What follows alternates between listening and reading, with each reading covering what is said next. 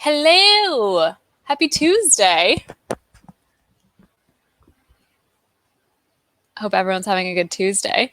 If you are tuning in today from another location that's not my current apartment, so that's everyone, drop where you're tuning in from in the chat. I'm currently in Boston, is where I'm situated. It's a beautiful day. It's a beautiful Tuesday. But yeah, I would love to know where everyone is tuning in from, and we will start the content shortly.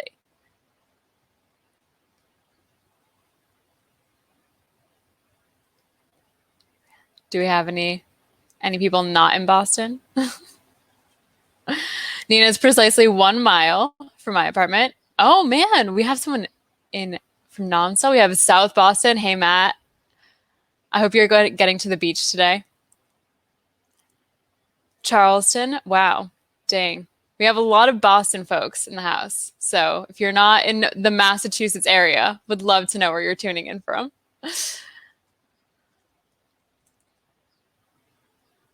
Oh man, we got Burlington, we got Charleston, we got Boston. Man, Massachusetts is fully being represented today.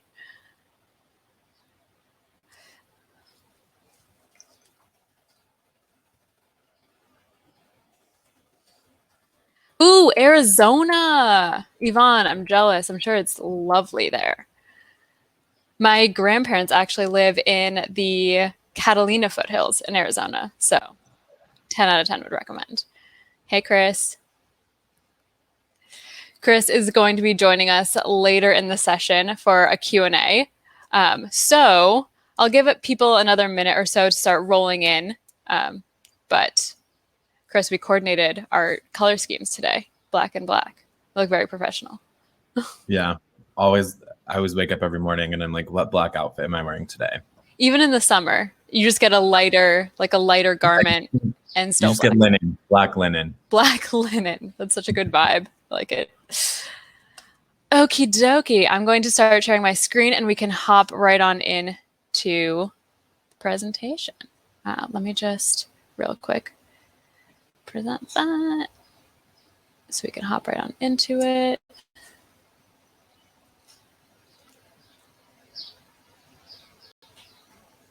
All right. Let's see. Nice. Let's get that presenting. All right, welcome. Let's just see, make sure it loads. All right, cool. Welcome to another not another high level webinar. So this is part of our webinar series. We're doing Not Another Conceptual Webinars. This is specifically focused on sales, gifting. I'm Sarah. I am the Senior Marketing Manager of Customer Engagement here at Alice from 9 to 5, but from 5 to 9, I love listening to true crime podcasts.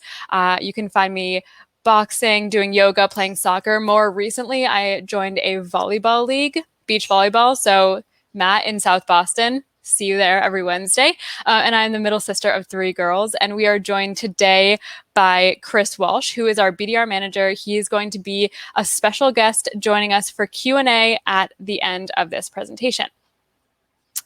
So, all right. Let's get started. Let's just set the scene.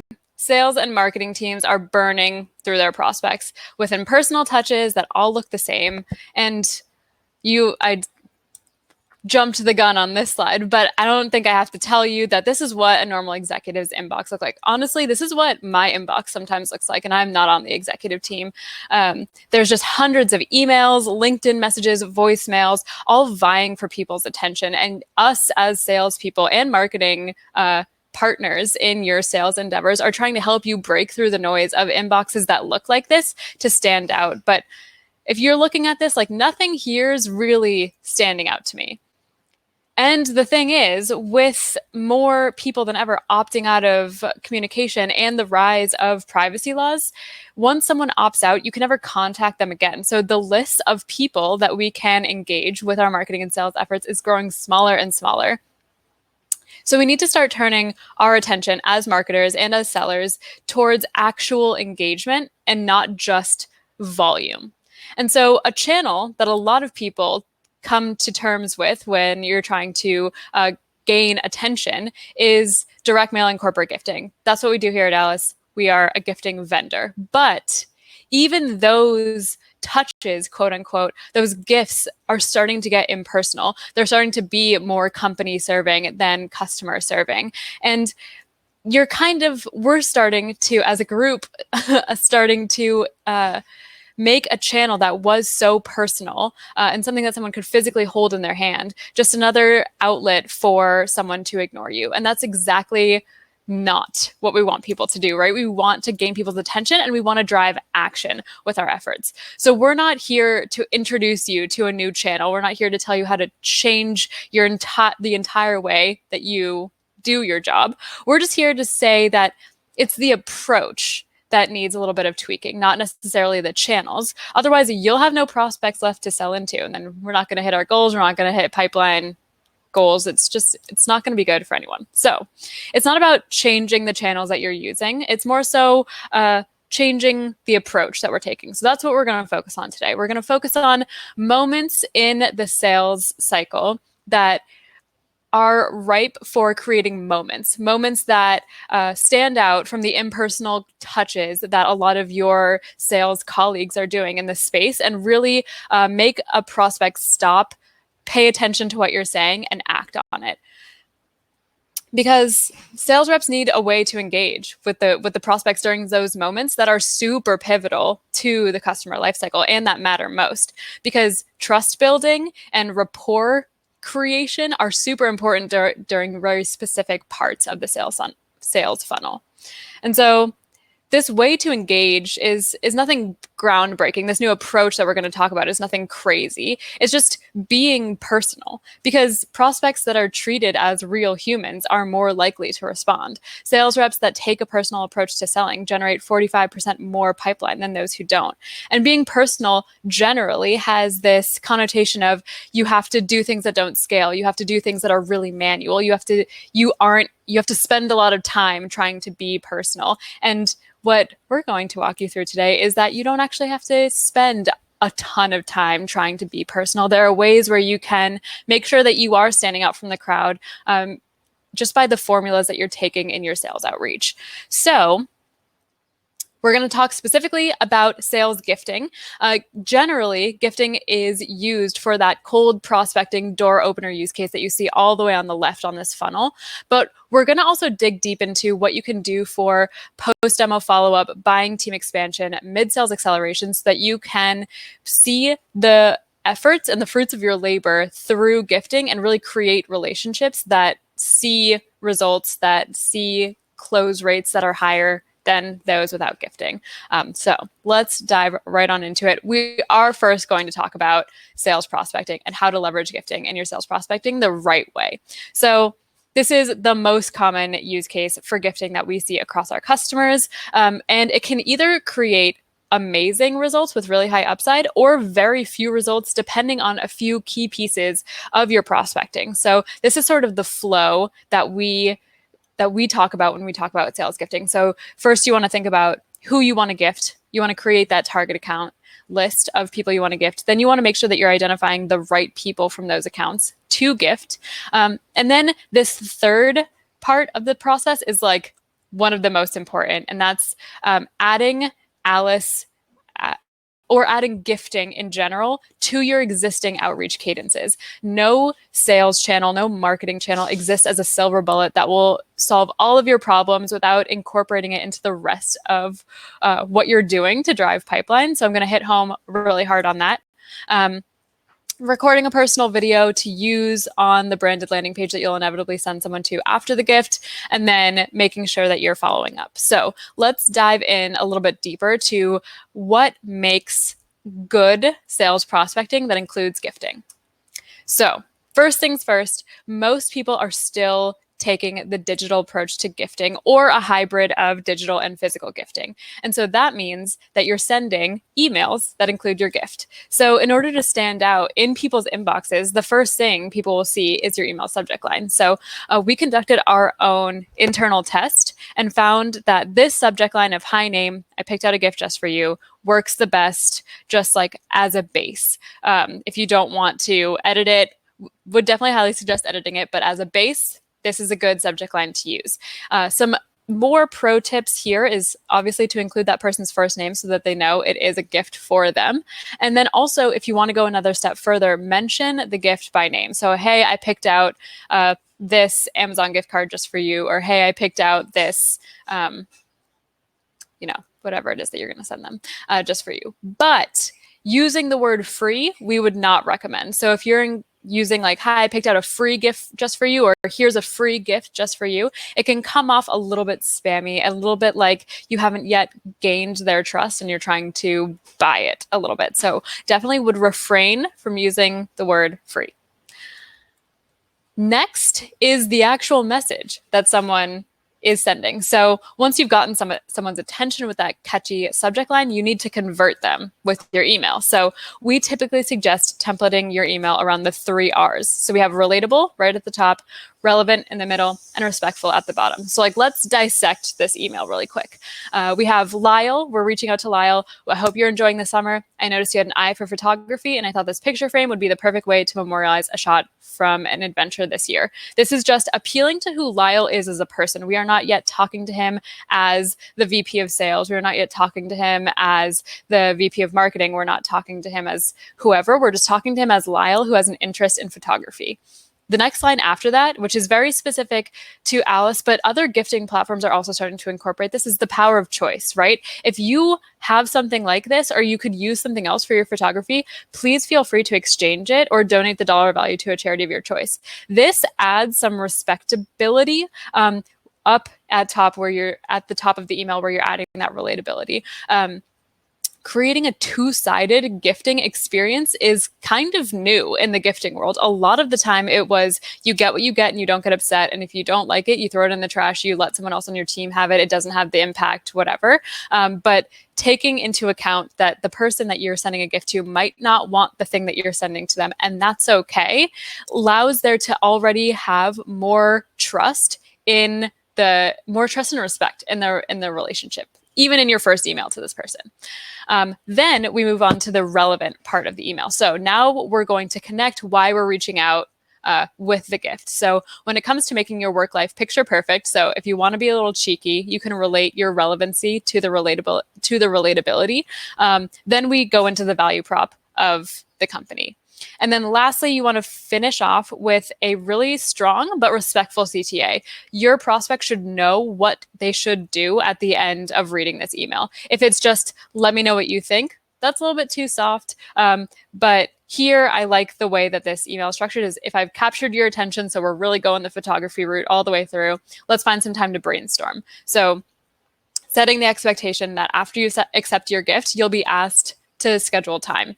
And that's something where you can choose to accept that gift and schedule time, or you can choose not to if you're not ready. So let's talk about the relevancy part, because I think that is what takes up a lot of people's like headspace to wrap their head around of like, how exactly do I be personal? Can I be personal at scale?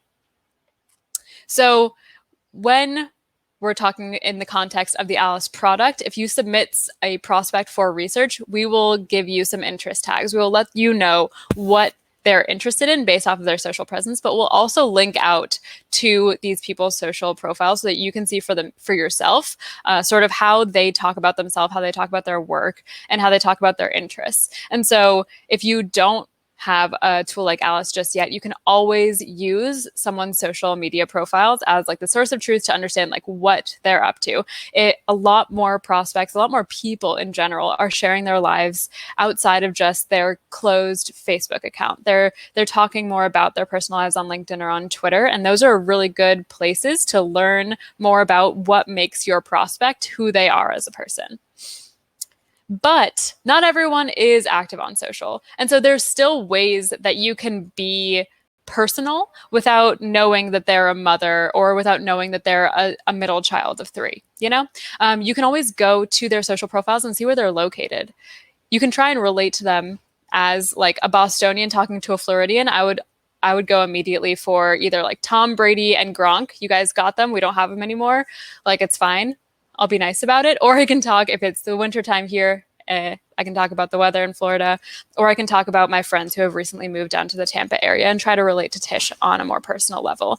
Another thing that you can do is relate to the company as a whole. So I wanted to share this example of a message that one of our BDRs sent to a company called Stencil. Now, they couldn't find a ton of research on the person that they were reaching out to, the founder and CEO of Stencil, but they noticed that Stencil's mascot was a sloth. So the gift that they chose for Stencil was the gift of the World Wildlife Organization adoption of a sloth, so that she could, or this BDR could relate to the founder and CEO on that level that's just one layer deeper than, as the founder and CEO, I thought that it would be great to get feedback on how you're digitally engaging with your top tier prospects, but instead, like, let me relate to you as someone who's done their research, recognize that this animal is obviously very important to you and your company. You are the founder and CEO, so you take this company very seriously. And now let me relate to you on a persona level after relating to you on a personal level. So that is crafting your initial message for the gift, is being relatable, relevant, respectful, trying to find areas where you can relate to someone as a person first before you relate to their persona second. So once you send that email, I told you a few slides ago that I was going to talk in depth about follow-up. Now, I'm not going to like scare you and go crazy deep into follow-up, but I'm just going to drop this stat on you. 60% of customers say no 4 times before they say yes. And 48% of salespeople never make a single follow-up attempt after their initial outreach. So that means, just simply, if you go the extra mile to follow up with your prospects through different channels to get higher response rates, you're going to see more meetings booked, you're going to see more pipeline generated.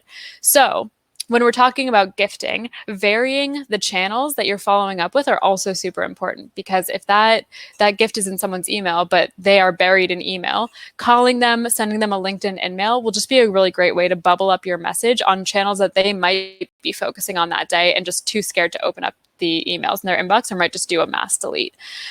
But regardless of your industry, it is best practice to reach out 6 to 8 times in order to get that response, whether it's positive or negative, from your prospects. So don't just send the one gift with the one email and think that it'll solve your pipeline goals, because I wish it were that simple, but integrating gifting into your outreach cadences is key, and that's what'll help increase your response rates, increase your meeting book rates, increase your pipeline rates.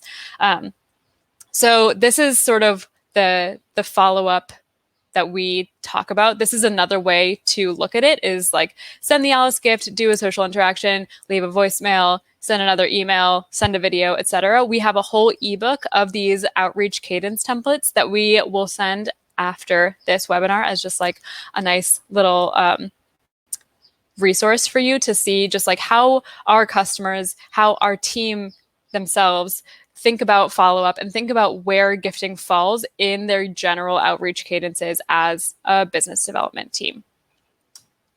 So when you are doing follow-up, you can leverage the gift link itself to use in your follow-up. So this is really good so that you have a CTA to point people. You can direct people back to the same URL so that you can have that conversion rate happen on the meeting, on the gift itself. And then you also get more information about the person, whether they choose to accept or exchange the gift that you then send to them. You'll have something to talk about in the meeting that they inevitably book. So sending people to the gift invitation URL, which you can find like directly on the contact level in Alice, is really impactful so that you can plan out your follow-up, so you can make sure to use the same gift link in another email thread that you're working off of, or a LinkedIn email, or starting a new email thread with another like subject line or another piece of content. This gift invitation URL is really helpful just to like not have to send multiple gifts if they don't respond to the first one.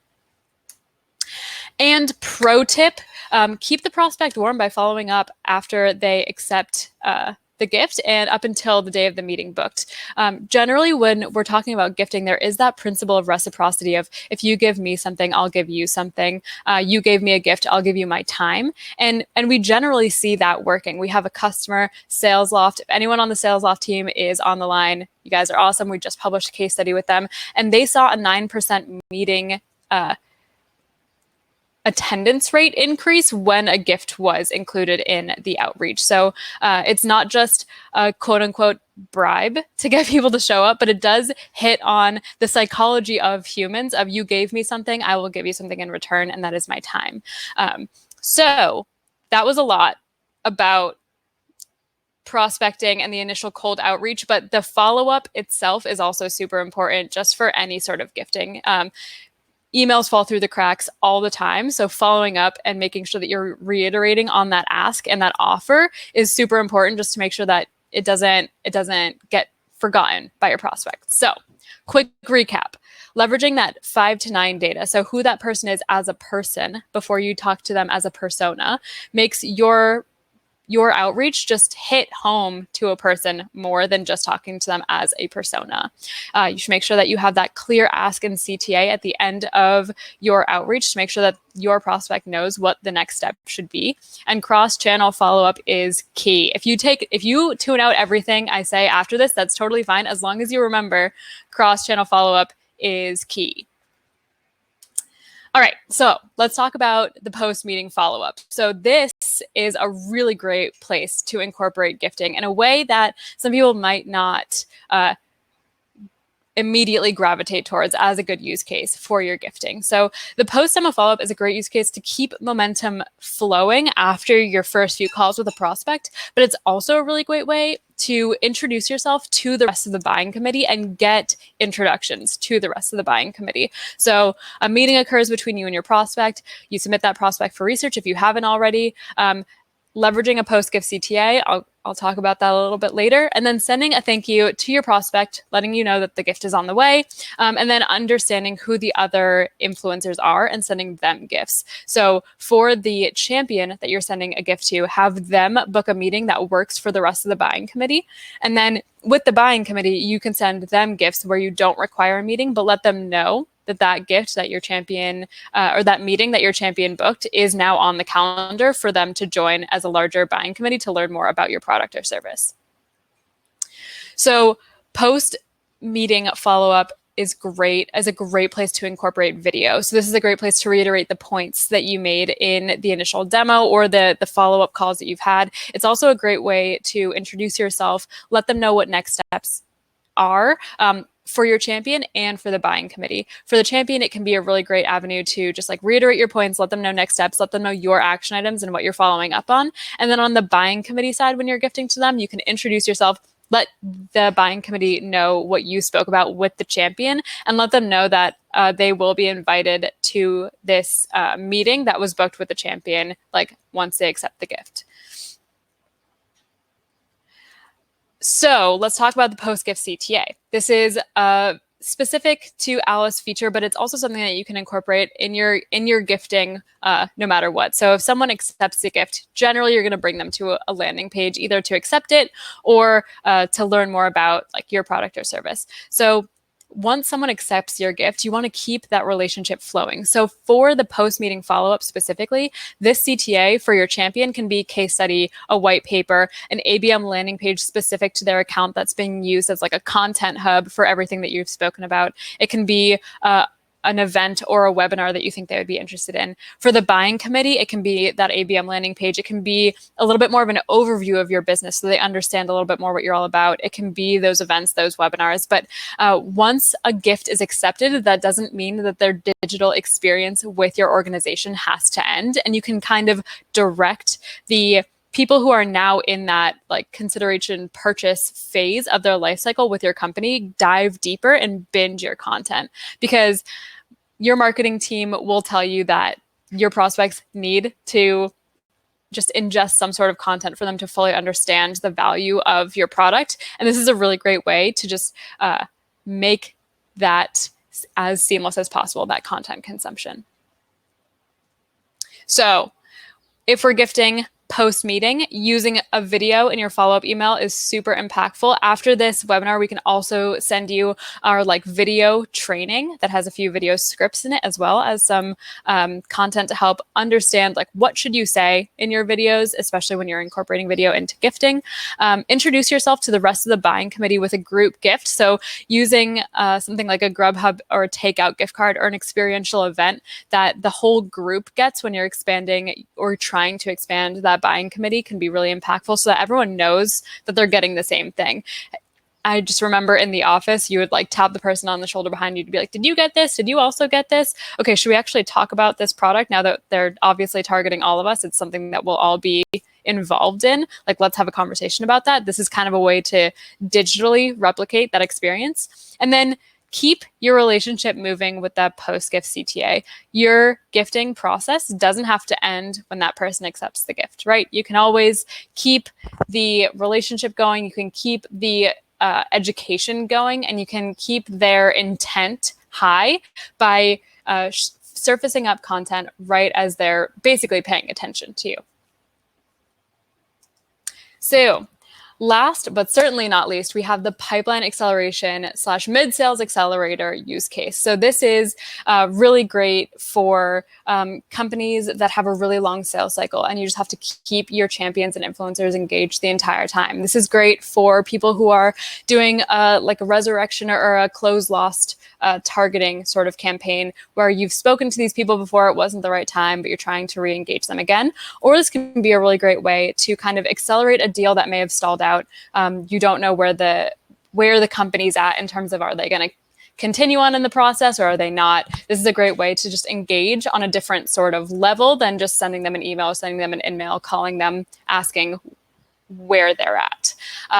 So you want to identify both champions and influencers. And this is also a really great place to introduce swag as a gift. So your champion has been pretty involved in the process at this point. If there's pipeline open for this account, your champion knows who you are. They've been working to create a business case for your product or service. You can try and create even more of an advocate with your champion by incorporating swag into this part of the life cycle. Obviously, let the champion know that their gift is on their way. For the influencers, adding a personal video, adding a post-gift CTA, just keeping that education going while also keeping their attention with a gift that's personal to them. Obviously, if no one responds, make sure you have a follow-up cadence. But if you do get that meeting booked, make sure that they attend. One thing that I want to talk about that is like a secret weapon for this pipeline acceleration use case is the required actions that you don't necessarily always think about. So the biggest use case for required actions that we've seen, that's just, do you want to require something done from your prospect before they can accept your gift? So a lot of the times that's book a meeting or give their phone number or give their email if we're talking about physical gifting, or there's the option to ask a question. And so the asking a question required action here can be a great data source for you. So your VP is breathing down your neck, being like, what's going on with this account? Why aren't they responding? Where are they at? You can use the question required action to gauge what's going on with your prospects. So say you've been having great conversations, things aren't moving at the speed that you like, send a gift, use the required action, and have the question be does your legal team have any questions on the contract? How are things going in procurement? Did you have that meeting with your manager? What did they say? What are next steps? What did the buying committee think about the presentation? X, Y, and Z, so that you can keep the relationship going, stay top of mind for these prospects where if you do have a longer sales cycle, you could fade in and out of their attention. And also be able to go back to your VP or your manager to be like, hey, sent them a gift. They responded back to me. They let me know that X, Y, and Z is happening. And I also added a meeting booking required action. So we're going to talk more next week. That is a really great way for you to understand where your prospect is at. You get first party data and you'll be able to let yourself and the rest of the organization who wants to know where that deal is at. And lastly, for the pipeline acceleration use case, keeping notes of your champion's milestones can be a great excuse to reach out. So if you have a stalled deal, or if it's been 90 days since close lost, or if you just have a longer sales cycle and you want to keep the momentum flowing, knowing birthdays, knowing company milestones. Say they raised a round or they had a really great quarter, they IPO'd, something like that. Say your champion themselves had a company milestone, they've been at the company for a specific amount of time. Those are great reasons to reach out. Or even if they're hiring more people who would be involved either on the buying committee or as champions and influencers, using that as a time to re-engage, use the question required action, use that meeting required action to book a follow-up meeting, and just like understand where people are at. So that was a lot of talking about some pro tips about 3 specific ways where you can incorporate gifting into your business development, your sales outreach. But let's get your questions answered. I'm going to stop sharing my screen here, and I'm going to come back to the main stage. Oh man, Paul in Traverse City, Michigan. That's awesome. So I have a few questions that have already been submitted for our friend Chris, but if you have questions for Chris, you can throw them in the chat, you can throw them in the Q&A, and we'll make sure to get your questions answered. So Chris, first question for you. Should a BDR send a gift on the AE's behalf, on the account executive's behalf, and how should that factor into the rest of the BDR's activities that might be coming from their name? Yeah, so that's a really great question. And really what it comes down to is it depends on what your specific company's sales process is. So are the BDRs empowered at your specific company? At Alice, they are to take those first meetings and do those, build that rapport, learn more about that company, really qualify those meetings before passing it over to an account executive. So it just makes more sense for us in our process for the BDRs to be sending those gifts out in their name and booking those meetings on the calendar. But not every company is the same. So if your process is that the AE is taking that first call, it probably does make sense to send that gift out in the account executive's name. So sending it as would probably be the most effective. But again, it just depends on what your sales process looks like and what's the most effective route for you. And then in terms of, where gifting should exist among the other channels that you're utilizing, I think that, and the way that we look at it at Alice is that gifting should be one of your primary outbound outreach channels. And it should really be woven in side by side with calling, emails, social selling, videos, all of those different channels that are just really rich methods of building warm leads and getting people on the phone and getting people to take those meetings. And hopefully from there, you're putting an emphasis on, every one of those channels at your disposal and making sure that each one of those channels that you're using is telling a story, that you're being personal, and that you're able to connect all of those steps together, which is what we were, Sarah, you were touching on earlier about, really adding it in as a layer within your current outreach process and strategy, and really coupling everything together as a silver bullet and creating that silver bullet, because no one thing is going to drive the results that you need. So really looking at it as, a ton of different tools in your arsenal and at your disposal, and using all of those together effectively, I think is the most important way to do that.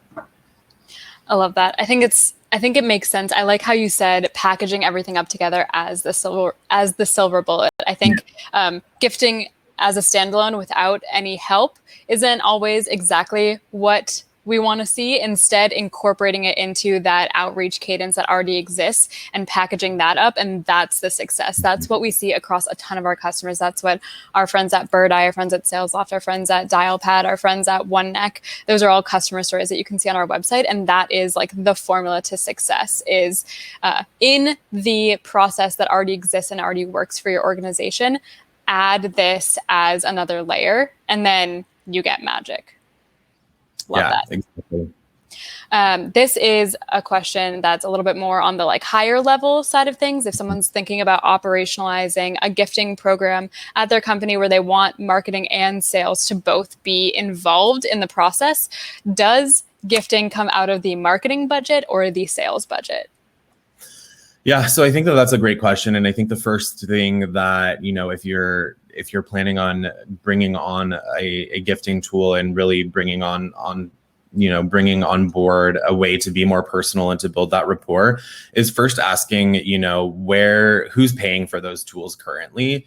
What we typically see is that, the tools for the sales team, that this usually is a line item that comes from that budget for those tools, but it really just does depend on how your company is specifically looking at it, whether it comes out of that marketing or the sales budget. That makes sense.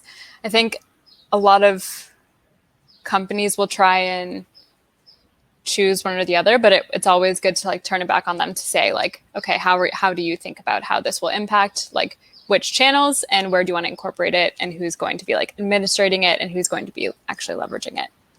Yeah, exactly. And it's important beforehand, before kind of pulling the trigger and bringing a tool on, to have that discussion beforehand and really figure out, where the value is going to come for each one of those teams and have a powwow on where that's going to come from in terms of budget. Smart. I like it. So we talk a little bit about that relevant data, talking to a person as a person before we talk about talk to them as a persona. So trying to relate to them on a personal level as well as a professional level. How do you coach your team to leverage that 5 to 9 data on other channels outside of just the initial gift that's sent to the prospect? And how do you incorporate that not only in emails or in-mails or social selling, but potentially on calls as well? Yeah, definitely. So, I'm really proud of my team here at Alice, because they've really been trying to put this at the heart of everything that they're doing. And we really look at, progress over perfection, and we're continuing to optimize what we're doing here at Alice. But we really do, as a team and as a company, take the mantra of always be personal to heart in every piece of the outbound that we're doing, regardless of the channel, whether it's gifting, video, LinkedIn, sending an email, that we're not just sending out templated emails, that we're really looking at, who is it that we're speaking to on a persona level, and then also on a personal level as well. We talk a lot about, bringing your whole self to work, and during the pandemic, everyone's bringing their whole self to work because they're working from home mostly. So it makes it even more important there. So the important thing that I really focus on with my team, and that we focus on as a go-to-market team, is that folks are really prepared to reach out to the prospects that they're reaching out to, and doing research on them beforehand. Things like, what's their job function, what's their persona, where did they go to school, what are their interests, or even on a company level, what is their mascot? Should we be talking to them about their sloth that they have as their mascot, things like that.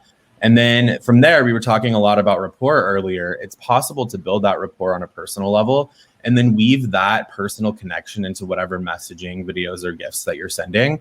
And really, as I was talking about before, it's about weaving that in from the start to finish throughout the different channels that you're utilizing and operationalizing on, and really telling a story while maintaining being personal and portraying how at the same time you can really solve the issue that you're trying to solve for that specific company.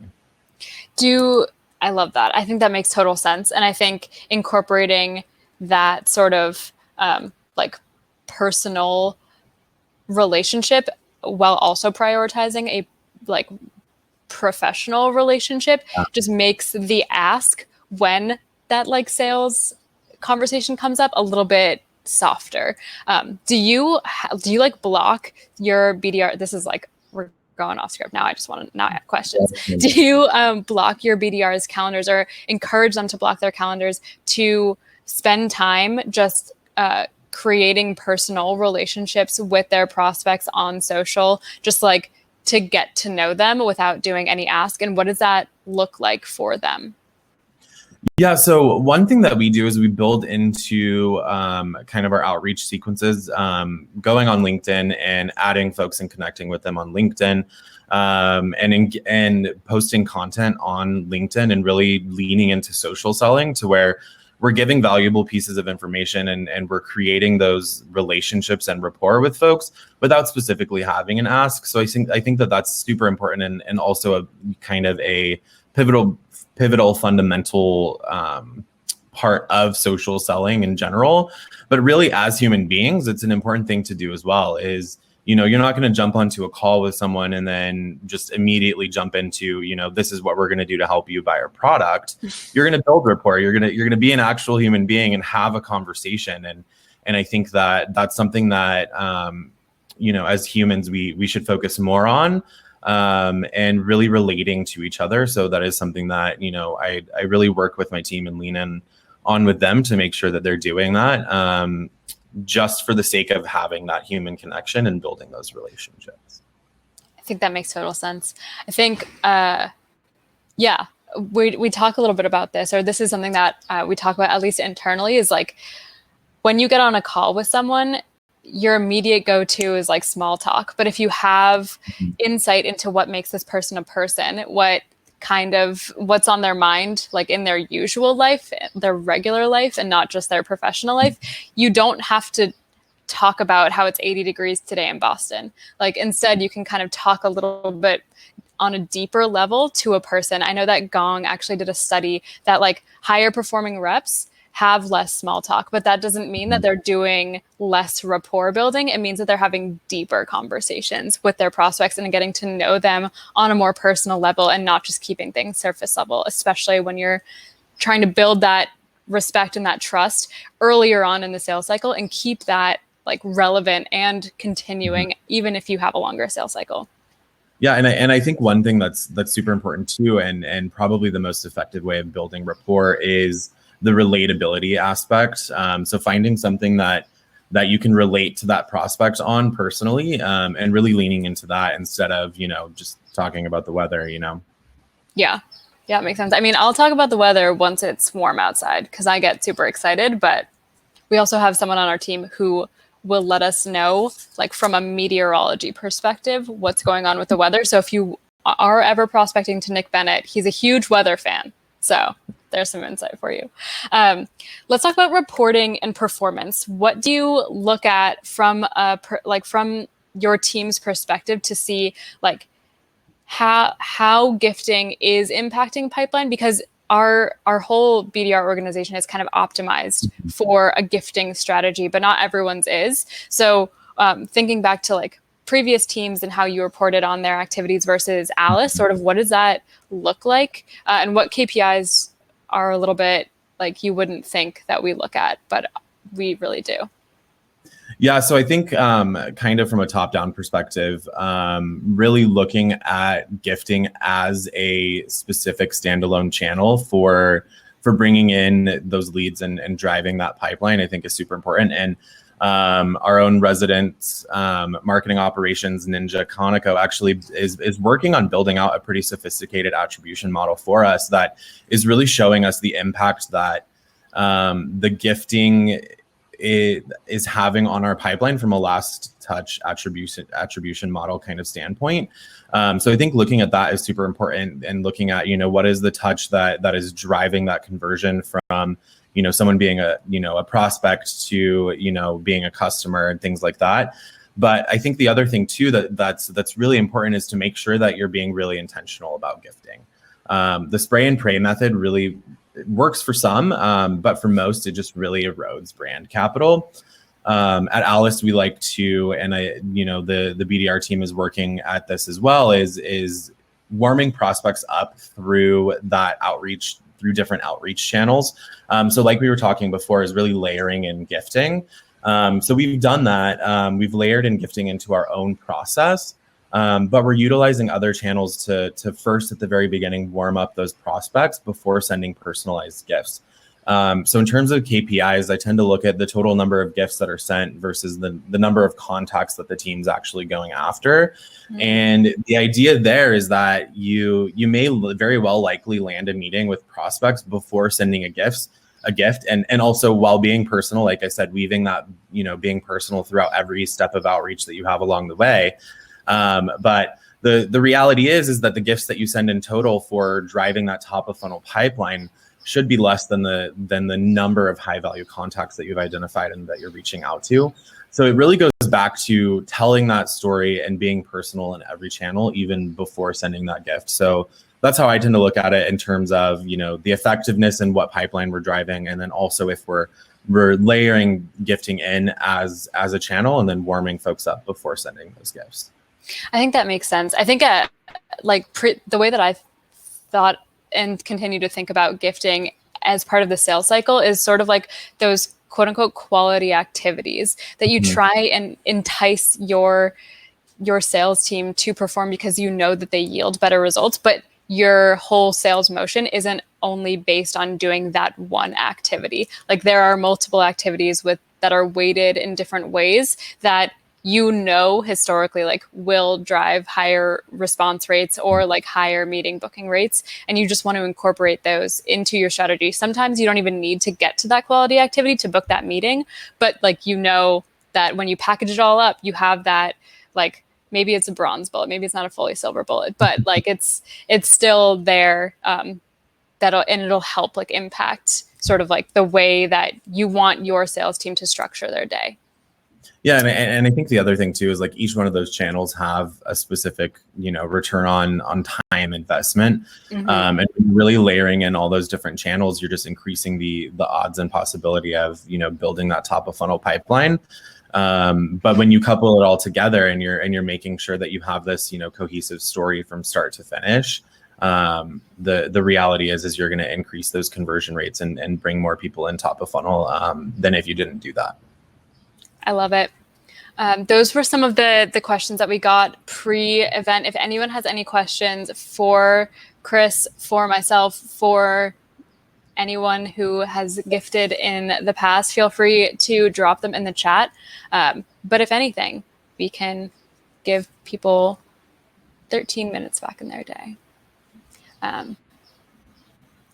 Personally, I learned a lot from the Q&A and from understanding how our business development team has kind of restructured the way that they think about outreach and to incorporate gifting.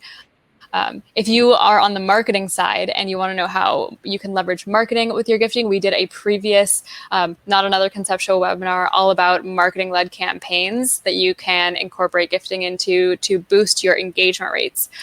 So we can always send that recording after this as well. But if no one has any questions, then we'll see you guys in the next one, and we hope you have a great rest of your day.